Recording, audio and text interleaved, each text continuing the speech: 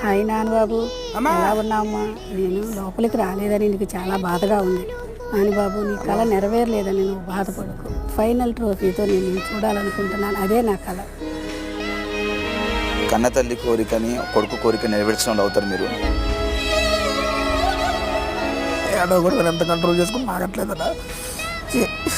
నేను ఎందుకంటే ఇట్లే చూస్తానని.